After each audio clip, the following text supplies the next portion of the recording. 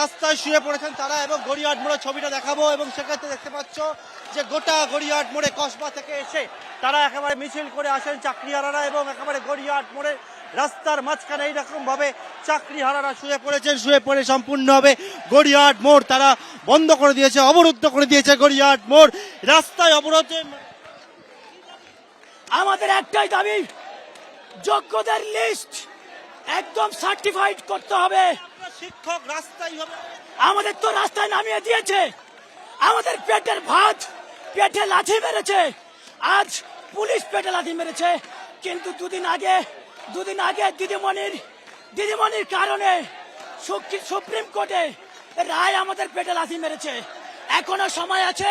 দিদিমণি বলেছিল ইন্ডোরে যে আমাকে সময় দিলে আমি যোগ্য অযোগ্যদের লিস্ট আলাদা করে দিয়ে যোগ্যদের বাঁচাতে পারবো। একেবারে শিক্ষকদের আজকে রাস্তায় নামতে হয়েছে, শিক্ষকরা লাঠি পেটা খেয়েছে।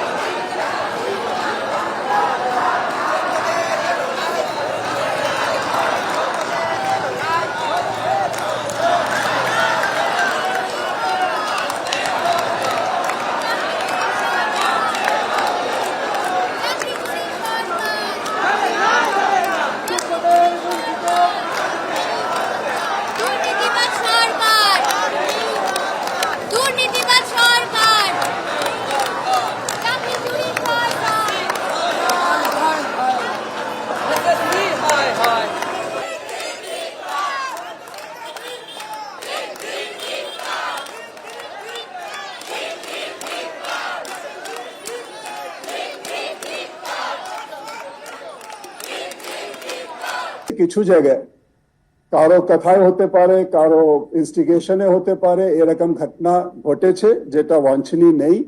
আর আমরা চাইছি না কি এরকম ঘটনা কোথাও ঘটুক। একটা ভালো দিকও আছে যেটা আমরা কিছুদিন, 2 দিন 3 দিন ধরে আমরা অবজার্ভ করছি। অনেক জায়গায় মিডিয়া মারফতেও আমরা দেখছি, মিডিয়া মাধ্যমেও আমরা দেখতে পাচ্ছি, অনেক জায়গায় শিক্ষক শিক্ষিকাগণ পড়াশোনা স্কুলে পড়াচ্ছেন, বাচ্চাদের সঙ্গে ইন্টারেক্ট করছেন। এটা সত্যি অভিনন্দনীয় এবং আমরা অভিনন্দন জানাচ্ছি যারা শিক্ষক শিক্ষিকা কাজ চালিয়ে যাচ্ছেন।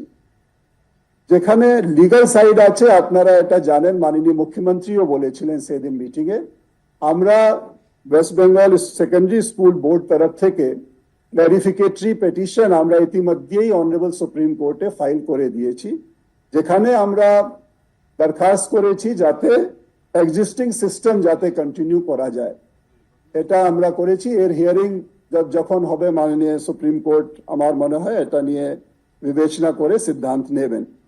তাছাড়া আমরা রিভিউ পিটিশন নিয়েও তৈরি করছি, রিভিউ পিটিশন জন্যও আমরা যাচ্ছি এবং এর জন্য যে আইনগত আলোচনা এবং আইনগত যে বিষয়বস্তুগুলো আছে এটা বিবেচনা করা হচ্ছে। আমরা শীঘ্রই রিভিউ পিটিশনও মাননীয় সুপ্রিম কোর্টে ফাইল করতে যাব। এর মধ্যে এই ঘটনাগুলো যেটা ঘটেছে এটা সত্যি বাঞ্ছনীয় নেই। আমরা সকলকেই আবার আশ্বাসন দিতে চাইছি, ভরসা দিতে চাইছি কি আমাদের সরকার ওদের সঙ্গে আছে, গভর্নমেন্ট সব রকম সাহায্য করার জন্য প্রস্তুত আছে।